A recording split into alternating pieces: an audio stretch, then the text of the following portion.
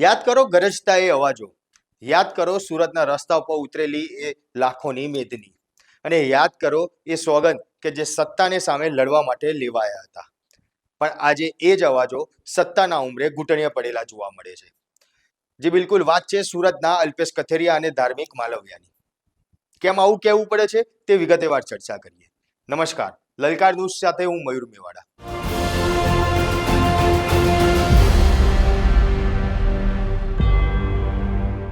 અલ્પેશ કથેરિયા અને ધાર્મિક માલવિયા કે પાટીદાર આંદોલનના એવા ચહેરા કે જેમણે યુવાનોના આક્રોશને પોતાની રાજકીય સીડી બનાવી દીધી. સિસ્ટમને ઉખેડી ફેંકવાની વાતો થઈ હતી. જે ભાજપને હરાવવા માટે આપમાં ઝાડુ પકડ્યા, અને એ બધું જ શું માત્ર એક દેખાડો હતો?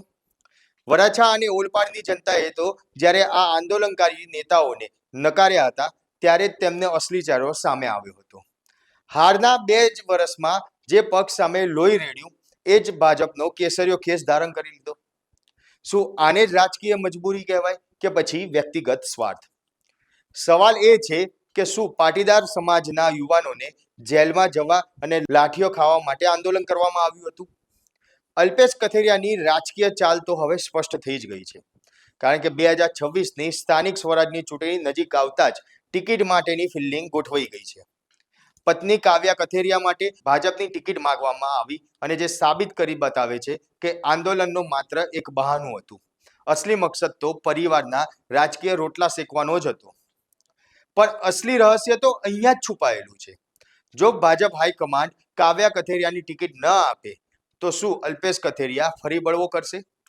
સુરતના રાજકારણમાં તો ગણગણાટ એવો પણ છે કે ટિકિટના સોદામાં જો પીછેહટ થઈ તો અલ્પેશ કથેરિયા સીધા જ ગુજરાતના ગૃહ રાજ્યમંત્રી હર્ષ સંઘવીની સામે મોરચો માંડવામાં પણ અચકાશે નહીં. શું આ માત્ર ભાજપને દબાણ લાવવાની રણનીતિ છે? શું હર્ષ સંઘવીના ગઢમાં ગણાતા સુરતમાં અલ્પેશ પોતાની જૂની આંદોલનકારી છાપનો ઉપયોગ કરી સત્તા સામે ફરીથી પડકાર ફેંકશે, કે પછી માત્ર ટિકિટ મેળવવા માટેની એક પોકળ ધમકી છે? સવાલ એ છે કે જે નેતાઓ સત્તા માટે જે સિદ્ધાંતો છોડ્યા છે તો તે શું અંગત સ્વાર્થ પુરાવો થતા નથી?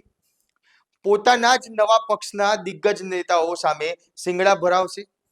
જો આવું થયું તો સમજવાનું કે આ ખેલ જનતા માટે નહીં પણ માત્ર ખુરશીના સોદાબાજી માટે જ રમવામાં આવ્યો હતો.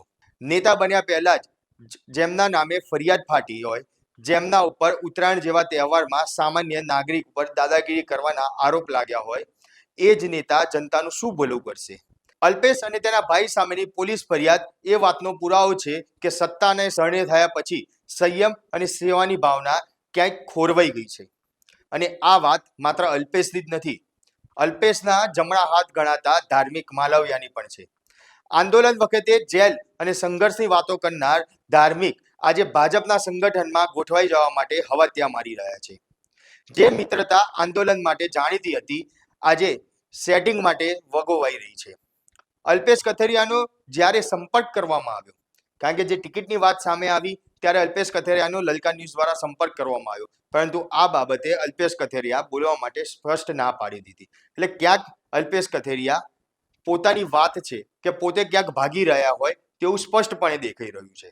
કારણ કે એક વાત તો સ્પષ્ટ છે કે જો 2026માં જે સ્થાનિક સ્વરાજની ચૂંટણીમાં અલ્પેશ કથેરિયાએ પોતાની પત્ની માટે અને ધાર્મિક માલવિયાએ પોતાના માટે જે ટિકિટ માંગી, અને જો તે ટિકિટ આપવામાં નહીં આવે તો 2017માં જ્યારે આ તમામ આંદોલનકારીઓ કોંગ્રેસમાં જોડાયા હતા અને કોંગ્રેસમાં આંદોલનકારીઓ જે પ્રમાણે કે તે પ્રમાણે ટિકિટ આપવાની વાત હતી અને તે આપવામાં ન આવી, તેને લઈને માથાકૂટ થઈ હતી. અને આ માથાકૂટ ભરતસિંહ સોલંકી જે કોંગ્રેસના દિગ્ગજ નેતા છે તેમના ઘર સુધી પહોંચી હતી, અને ભરતસિંહ સોલંકીના ઘરની બહાર જે તોડફોડ છે તે તોડફોડ પણ કરવામાં આવી હતી. અને આ તોડફોડ કરવામાં સુરતના જ અલ્પેશ કથેરિયા અને દિનેશ બાંભણિયાનો હાથ હતો.